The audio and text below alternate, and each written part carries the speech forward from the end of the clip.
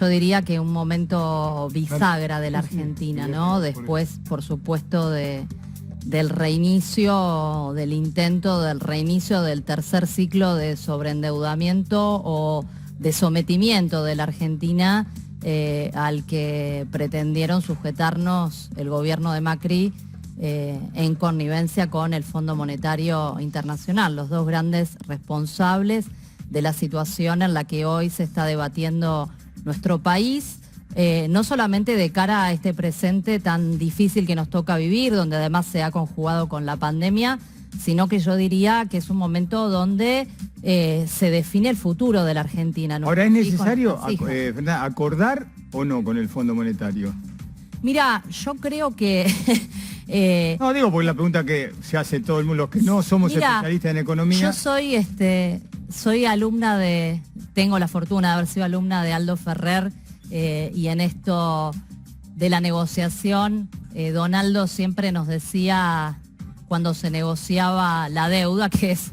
un problema a que la Argentina ha estado expuesta reiteradas veces a lo largo de la historia, que siempre había que ir tranquilo a la negociación, porque acá estamos discutiendo no cuánta plata nos van a dar o qué beneficios nos van a otorgar. ¿Cómo hacemos para pagar? Estamos discutiendo cuánto vamos a tener que pagar los argentinos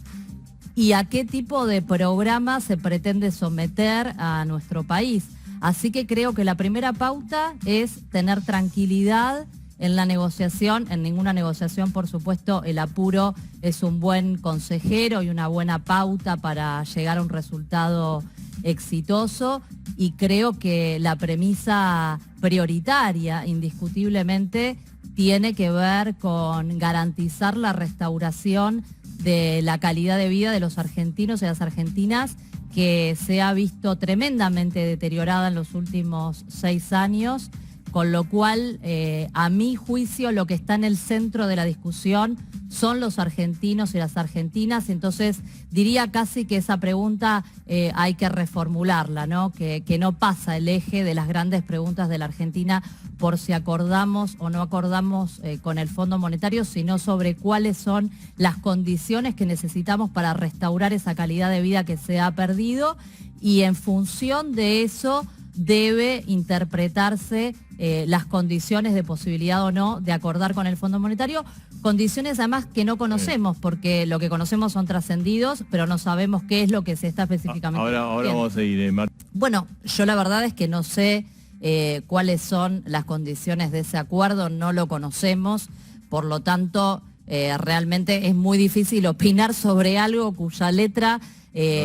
no es que no conozco los detalles, no conozco ni una coma de lo que dice ese potencial acuerdo. Lo que sí conocemos indiscutiblemente, y lo conocemos todos los argentinos y las argentinas, es la historia que cargamos sobre nuestras espaldas de ese vínculo entre nuestro país y el Fondo Monetario Internacional, que ha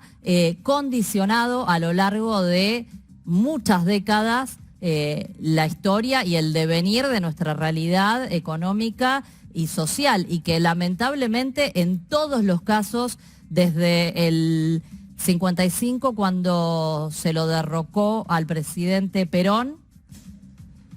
en el 56 Argentina es adherida al Fondo Monetario en el marco de un gobierno no democrático. A partir de allí, en el 58 se firma el primer empréstito con el Fondo Monetario, y ahí empieza esta historia que siempre terminó en crisis, que siempre terminó en recesiones seguidas de esos programas que se fueron acordando, renegociando y vuelta a renegociar. Se cerró ese capítulo con el tercer gobierno peronista, se reabrió con la dictadura cívico-militar, es decir, estamos hablando de un organismo que además ha sido el financista, el que financió la última dictadura, el que financió el terrorismo de Estado, la tortura, la muerte, para imponer el plan económico de Martínez de Hoz y reiniciar ese segundo ciclo que terminó en la crisis del 2001. Ustedes se acordarán, toda la eclosión de lo que significó el 2001 en la Argentina, tras los gobiernos de Menem y después el gobierno de la Alianza, de la Rúa, terminó muy mal, y terminó muy mal en el marco de esos acuerdos que se firmaron con el Fondo Monetario y, bueno, una corrida brutal en aquel momento protagonizada por los grandes bancos, que está muy bien fundamentada y basada en las investigaciones que llevó adelante el propio Congreso de la Nación, en un proceso de alguna manera parecido al que también vivimos durante el gobierno de Macri. ¿Alguna vez fue bueno con la Argentina el Fondo Monetario? Jamás. El Fondo Monetario ha sido catastrófica. La intromisión, la injerencia del Fondo Monetario ha sido siempre catastrófica para la Argentina. En materia de los programas de política económica que se han acordado, que siempre han implicado ajuste fiscal, ajuste cambiario y por consiguiente devaluación y ajuste del gasto autónomo de las familias, regresión en materia distributiva y también en términos del diseño, y esto es muy importante, del diseño del patrón de desarrollo económico, porque no es solamente que el Fondo Monetario fija una política de ajuste del gasto, de ajuste sobre determinadas variables. El Fondo Monetario condiciona cuáles son los sectores que se pueden desarrollar y cuáles son los sectores que no. Y por supuesto cuando lo condiciona lo hace en base a los países que son los principales socios, los del G7, y no en base a los intereses del país deudor. No, a ver,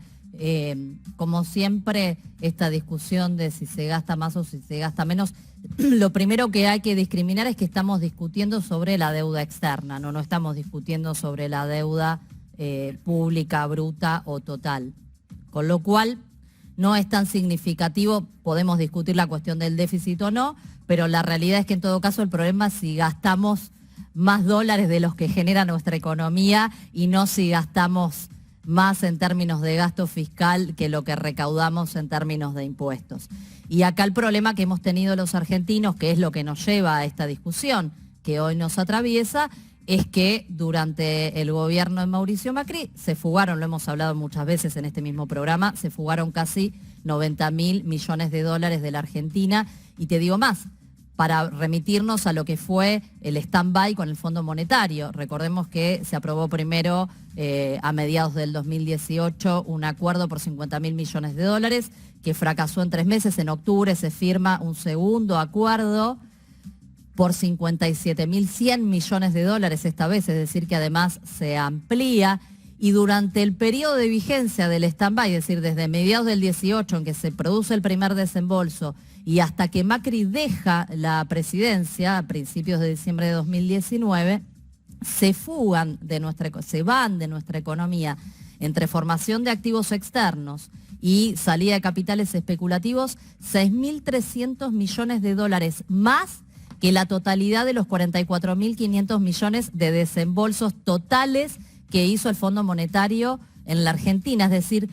no hubo un solo beneficio de inventario para el país, para la economía, para nuestro pueblo, sino que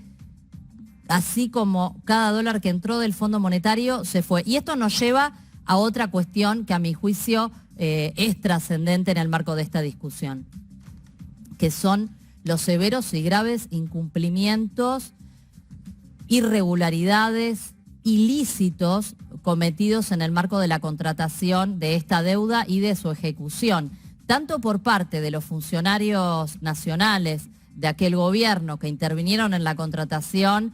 violentando todas las normas que rigen la contratación de deuda pública en la Argentina y la propia manda constitucional. Ustedes se acordarán que antes de que se produzca el primer desembolso, convocamos a instancias de esta diputada una sesión especial en el Congreso de la Nación, a la que por supuesto quienes eran oficialismo en ese momento, el macrismo y sus aliados también del momento, no bajaron al recinto, no hubo quórum y no se pudo debatir lo que pretendíamos, que era que este stand-by pasara justamente por el debate parlamentario para ser aprobado o desechado. Eso no ocurrió. Y también hay graves responsabilidades del Fondo Monetario Internacional, que incumplió por acción y por omisión lo que son sus responsabilidades estatutarias. No, creo que, como decía al comienzo, que estamos en un momento bisagra de la Argentina, que nos debemos un debate muy serio y muy profundo, que debemos convocar a nuestro pueblo, a nuestra sociedad a este debate, y que hay algunas preguntas centrales sobre las que probablemente no tengamos la respuesta, pero sí creo que estamos obligados a reflexionar, y creo que con una mano en el corazón tenemos por supuesto que esperar a ver qué es lo que dicen la letra de estas negociaciones que se están llevando adelante, cuáles son esas condiciones, pero sí tenemos, me parece, que tener claro que hay una regla máxima que es la que obliga al Estado y la que debe regirnos a todas y a todos, que es, en principio, nuestra Constitución Nacional, donde están consagrados los derechos humanos, los derechos económicos, sociales y culturales de todos los argentinos y las argentinas, y saber que históricamente todos los acuerdos con el Fondo Monetario fueron en contra del respeto por los derechos humanos de los argentinos y las argentinas. Y entonces ahí creo que hay una pregunta clave, que es preguntarnos si es razonable que un organismo burocrático, un organismo no democrático,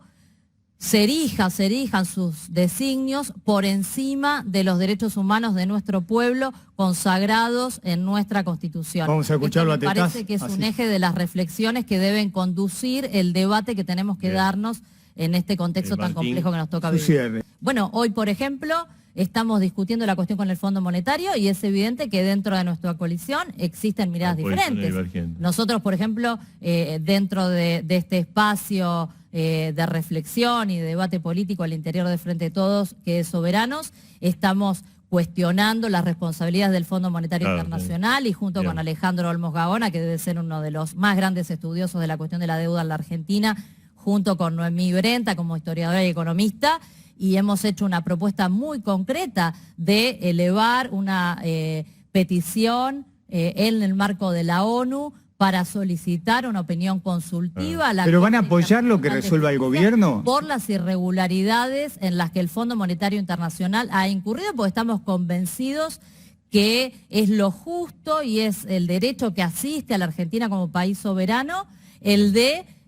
buscar que prevalezca justamente la justicia en el marco de la ley. Decime esto solamente, lo que resuelva el gobierno formalmente, si resuelve acordar, ¿ustedes van a respaldar eso o quieren verlo? Nosotros hemos pedido justamente un